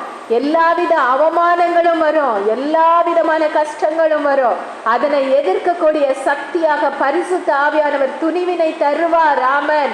அதற்குரிய ஒரு எழுப்புதலின் கூட்டமாகத்தான் இந்த 6 நாள் தியானத்தை அவர் நடத்தி கொண்டிருக்கிறார். ஒரு யுத்த சேனையை எழுப்பணும், ஒரு யுத்த சேனை எழுப்பணும், எதிர்ப்புகளை முறியடிக்கக்கூடிய ஒரு யுத்த சேனையை எழுப்புறதுக்காகத்தான், அனைவருக்கும் தைரியத்தை கொடுக்கிறதுக்காகத்தான், துணிவை கொடுக்கிறதுக்காகத்தான் இந்த ஒரு 6 நாள் தியானத்தை நம்ம அப்பா வழி நடத்தி கொண்டிருக்கிறார். ஆமென். ஹல்லேலூயா. அடுத்ததாக நம்ம பார்க்கலாம், ஆட்கொண்டு ஆளுகை செய்து ஒரு இடத்திலிருந்து பிரிதொரு இடத்திற்கு எடுத்து செல்வார். ஆமென், ஆமென். அப்பா ஆவியானவரால முடியாத காரியம்னு சொல்லி எதுவுமே கிடையாது. ஒரு இடத்துல இருந்து இன்னொரு இடத்துக்கு ஈஸியாக தூக்கிட்டு போயிடுவார். அவருக்கு பஸ் வேண்டாம், கார் வேண்டாம், பிளேன் வேண்டாம், ஹெலிகாப்டர் வேண்டாம், ஜெட்டு வேண்டாம், எதுவுமே வேண்டாம். ஒரு இடத்துல இறைவாக்கு அறிவித்து முடித்தாயிட்டு அடுத்த இடத்துக்கு போகணுமா, அவரே கொண்டு போய் சேர்த்துருவார். ஹல்லேலூயா, ஹல்லேலூயா. நம்ம அப்பா ஏசப்பா கூட திருமுழுக்கு வாங்கின உடனே நம்ம அதில் ஒரு இறை வார்த்தையில் வாசித்தோன்னா, ஆவியானவரால் நிரப்பப்பட்டு திருமுழுக்கு பெற்ற உடனே ஆவியானவர் அவரை பாலை நிலத்தில் கொண்டு போய் விட்டார் அப்படின்னு சொல்லி வாசிக்கலாம். ஹல்லேலூயா.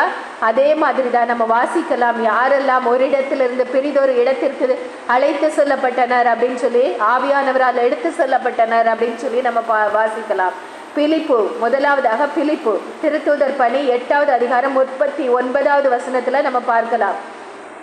அவர் கந்தகின்னு சொல்லி ஒரு அமைச்சர், நிதி அமைச்சர், எத்தியோப்பியாவில் உள்ள அமைச்சர். அவர் ஆண்டவரை வழிபட்டு விட்டு திரும்பும்போது ஆவியானவர் பிலிப்புகிட்ட சொல்லுவார், நீ போ, இந்த பாலை நிலத்துக்கு இப்படி போ அப்படின்னு சொல்லி அந்த அமைச்சருக்கு இறை வாக்குகளை குறித்து எசையா 53வது அதிகாரத்தை பற்றி விளக்கி அவருக்கு கூற வைத்து, அதன் பின்பு அங்கு இருந்த ஒரு தண்ணீர் நிறைந்த ஒரு இடத்தில் அவர் அந்த அமைச்சர் திருமுழுக்கு எடுத்த உடனே நம்ம ஆவியானவர் என்ன செய்வார்னா, பிலிப்பை வேறொரு இடத்துக்கு தூக்கிட்டு போயிடுவார்.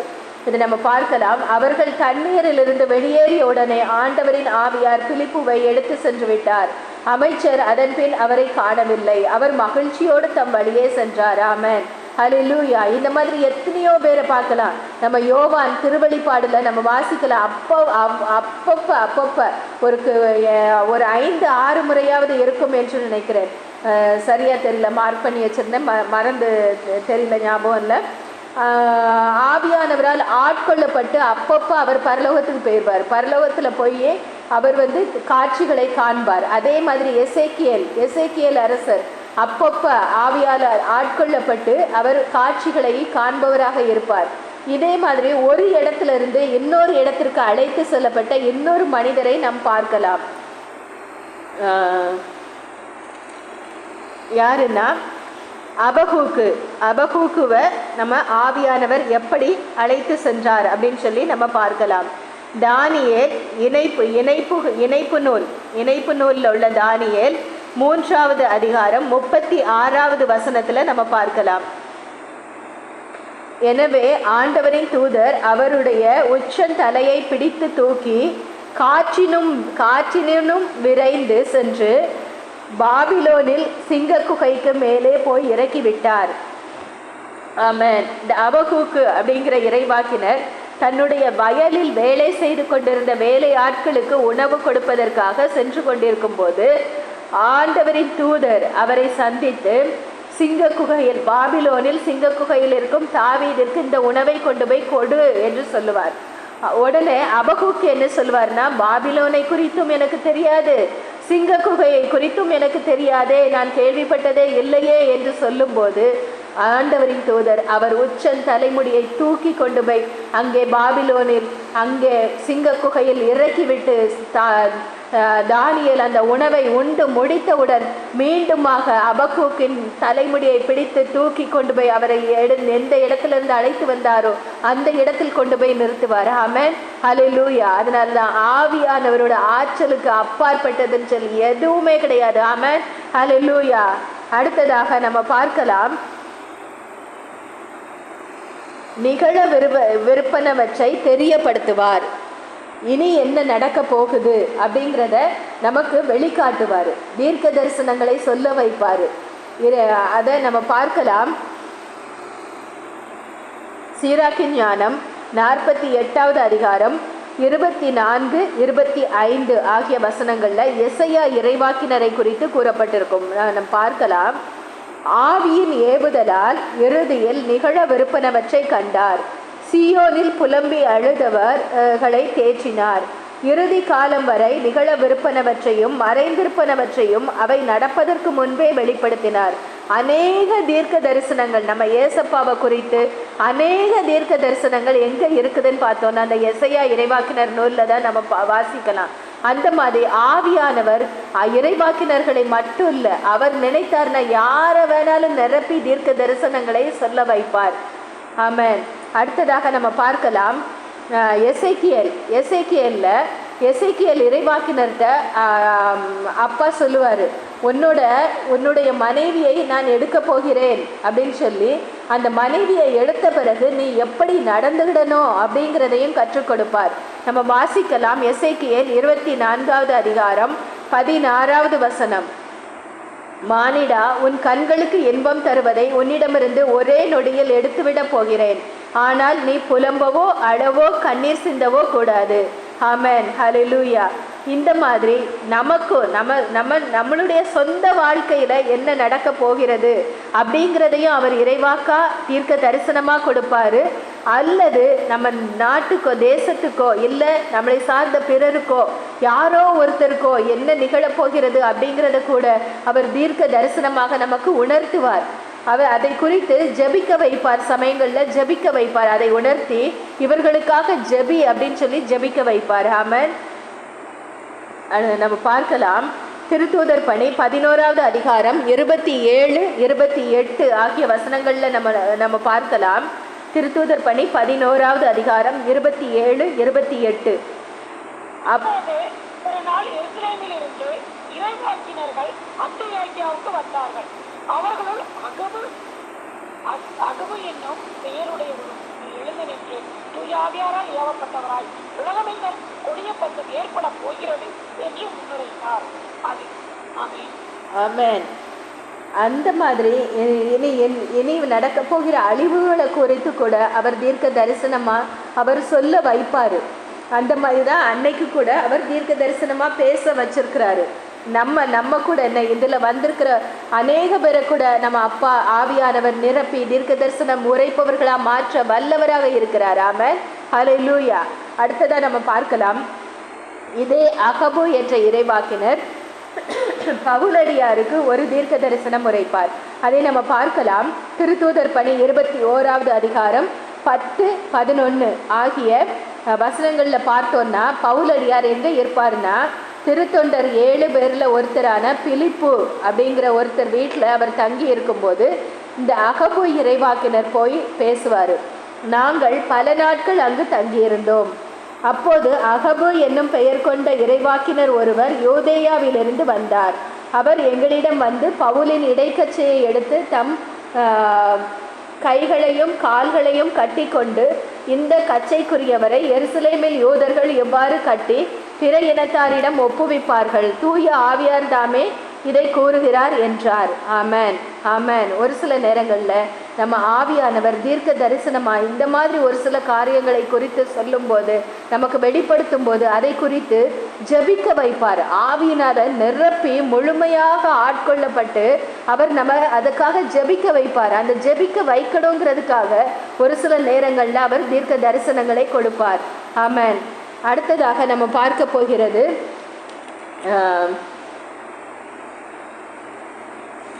இறுதியாக ஒரு பரிசுத்த ஆவியானவரோட மேலான பணி. உண்மையை சொல்ல போனோன்னா அந்த செய்தியை முழுவதுமாக நேற்று ஈவினிங் சாயங்கால நேரமாக நான் எழுதி முடிச்சிட்டேன். ஆனால் இந்த பரிசுத்த ஆவியானவரோட மேலான பணின்னு சொல்லி இன்னைக்கு காலையில் அதிகாலை ஜெபத்தில் இருக்கும்போது பரிசுத்த ஆவியானவர் அவர் நிரப்பி அவர் கொடுத்த இந்த வசனங்கள் வார்த்தைகள் இதை நம்ம பார்க்கலாம். பரிசுத்த ஆவியானவருடைய மேலான பணி என்ன அப்படின்னு சொல்லி அப்பா கொடுத்த இந்த வார்த்தைகளை குறித்து நம்ம பார்க்கலாம். 2 கொரிந்தியர் 11வது அதிகாரம் 2வது வசனம். உங்கள் மீது கடவுள் கொண்டுள்ள அதே அன்பார்வத்தை நானும் கொண்டுள்ளேன். கிறிஸ்து என்னும் ஒரே மணமகனுக்கும் உங்களுக்கும் இடையே மன ஒப்பந்தம் செய்துள்ளேன். அவர் முன் உங்களை கற்புள்ள கன்னியாக நிறுத்த வேண்டும் என்பதே என் விருப்பம். இது பவுலடியார் சொல்லியிருப்பாரு. ஆனால் உண்மையான பரிசுத்த ஆவியானவரோட மேலான ஒரே பணி என்ன, மேலான பணி என்ன அப்படிங்கிறது இது பரிசுத்த ஆவியானவரோட பணி. நம்ம ஒவ்வொருத்தரையும் நம்ம அப்பா யாரெல்லாம் முன்குறித்து வைத்திருக்கிறாரோ, யாரெல்லாம் பெயர் சொல்லி அழைத்து அவர் தெரிந்தெடுத்து வைத்திருக்கிறாரோ அத்தனை பேரையும் பரிசுத்தமான கன்னிகளாக ஏசப்பா நம்மகிட்ட முன்னாடி அவர் வரும்போது அவர் முன்னாடி நம்மளை கொண்டு போய் அவர் நிறுத்தணும். அவர் நம்மளை தூய்மையாக்கி, நம்மளை புடமிட்டு, நம்மளை சீர்படுத்தி, நம்மளை வலுப்படுத்தி, நிலைநிறுத்தி தூய்மையான கன்னியாக அவர் முன்னாடி கொண்டு போய் நிறுத்தணும். நம்ம அப்பா வாக்கு கொடுத்துட்டு போயிருக்கிறாரு. யோவான் 14:3 சொல்லியிருப்பாரு, நான் போய் உங்களுக்கு இடம் ஏற்பாடு செய்த பின் திரும்பி வந்து உங்களை என்னிடம் அழைத்து கொள்வேன். அப்போது நான் இருக்கும் இடத்திலேயே நீங்களும் இருப்பீர்கள். ஆமென். நம்மளை தேடி அவர் வருவார். இடம் ஏற்பாடு செய்ய போயிருக்கிறவர் நம்மளை மணமகளா அழைச்சிட்டு போறதுக்காக அவர் வருவார். அவர் அழைச்சிட்டு போக வரும்போது நம்ம அவர் முன்னாடி தூய்மையான கன்னிகளாக நிற்கணும். அழுக்கு படிஞ்சு நாத்தம் அடிச்சு அழுக்கான உடைகளை உடுத்தி கொண்டு அல்ல, தூய்மையான கன்னிகளாக நிற்கணும் அவர் முன்னாடி. ஒரு கணவனுக்கு முன்னாடி ஒரு புதிதாக மணமான கணவன் மனைவிக்குள்ள பார்த்தோன்னா அந்த மனைவி பார்த்து பார்த்து பார்த்து பார்த்து எல்லாம் பண்ணுவாங்க. இது என் கணவனுக்கு பிடிக்கும், இது என் கணவனுக்கு பிடிக்கும் என்று தன்னுடைய விருப்பங்களை மறைத்து விட்டு தன் கணவனுக்கு பிடித்ததாக பார்த்து பார்த்து செய்வாங்க. அந்த மாதிரி நாமும் நம்முடைய விருப்பங்களை எல்லாம் விட்டு விட்டு என்னோட மணவாளனுக்கு, என்னோட இயேசு கிறிஸ்து ராஜாவுக்கு, என்னோட அரசருக்கு, என்னோட மணவாளனுக்கு, என்னோட நேசருக்கு என்ன பிடிக்கும் அப்படிங்கிறத தெரிந்து அவருக்கு ஏற்றபடி நம்ம மாறணும்னா அது ஆவியானவரால மட்டும்தான் முடியும். ஆவியானவரால மட்டும்தான் நம்மளை உருவாற்ற முடியும். எஸ்தர் நம்ம வாசிக்கலாம். எஸ்தர் 2:15 வாசிக்கலாம். எஸ்தர் மன்னருக்கு முன்னே சொல்லும் முறை வந்த பொழுது பெண்களை கண்காணிக்கும் அரச அன்னகர் ஏகாயின் அறிவுரையை தவிர வேறு எதையும் நாடாமல் காண்போர் அனைவரின் கண்களிலும் அவர் தயவு பெற்றிருந்தார். நம்ம பரிசுத்த ஆவியானவரோட கையில இருக்கிறோம், அவரோட பொறுப்புல இருக்கிறோம். அவருக்கு தான் தெரியும். 1 கொரிந்தியர் 2:11 சொல்லுது, மனிதரின் உள்ளத்தில் இருப்பதை அவருக்குள்ள இருக்கும் மனமே என்று வேறு எவரும் அறிய முடியாது அன்றோ, அவ்வாறே கடவுளின் உள்ளத்தில் இருப்பதை அவர் தம் ஆவியே என்று வேறு எவரும் அறியார். ஆமென். கடவுளோட ஆவியானவர் இயேசு கிறிஸ்துவின் மனதில் இருக்கிறத அறிந்தவர் பரிசுத்த ஆவியானவர் ஒருவர் மாத்திரமே. ஏசப்பாவுக்கு என்ன பிடிக்கும், ஏசப்பாவுக்கு பிடித்த மாதிரி நம்ம நடந்துக்கணும், நம்ம மணவாளனுக்கு ஏற்ற மாதிரி நம்மளை மாற்றிக்கணும். அன்னைக்கு எஸ்தர் அரசி அந்த அன்னகர் கையில் தன்னை முழுவதுமாக ஒப்பு கொடுத்தாள். அரசருக்கு என்ன பிடிக்கும் என்ன பிடிக்காது என்று உமக்குத்தான் தெரியும், அதனால் நீர் என்ன சொல்லுகிறீரோ அதன்படி நான் செய்கிறேன் என்று தன்னை முழுவதுமாக ஒப்பு கொடுத்தாள். அதே மாதிரி நாம் ஒவ்வொருவரும் நம்ம ஒவ்வொருத்தரையும் நம்ம அப்பா பரிசுத்த ஆவியானவர் கையில் ஒப்பு கொடுக்கணும், முழுசா அர்ப்பணிக்கணும். அப்படி அர்ப்பணிக்கும் போது அவர் ஏசப்பாவுக்கும் தந்தைக்கும் மகனுக்கும் பிரியமான முறையில் நம்மளை உருமாற்ற வல்லவராக இருக்கிறார். ஆமென். நம்மளை தூய கன்னியாக அவர் மாற்றுவார், அவர் உருமாற்றுவார், அவர் முன்னாடி கொண்டு வந்து நிறுத்துவார். நம்ம ஏசப்பா முன்னாடி கொண்டு வந்து நிறுத்துவார். அன்னைக்கு 5 முன்மதியுள்ள கன்னியர்கள் அன்னைக்கு போய் நின்னாங்கன்னு சொல்லி கூறப்பட்டிருக்குது. இங்கு எத்தனை பெண்கள் எத்தனை ஆண்கள் இருக்கிறீங்கன்னு எனக்கு தெரியல. அத்தனை பேரையும் நம்ம அப்பா சீர்படுத்தி ஸ்திரப்படுத்தி அவர் நம்மளை பக்குவப்படுத்தி பண்படுத்தி அவர் நம்மை ஆண்டவர் முன் தூய மணமகளாக நிறுத்த வல்லவராக இருக்கிறார். ஆமென். ஹல்லேலூயா, ஹல்லேலூயா, ஹல்லேலூயா. நன்றி அப்பா, நன்றி அப்பா, நன்றி அப்பா, நன்றி நன்றி நன்றி நன்றி செலுத்துறோம்ப்பா, நன்றி செலுத்துறோம்ப்பா, நன்றி அப்பா.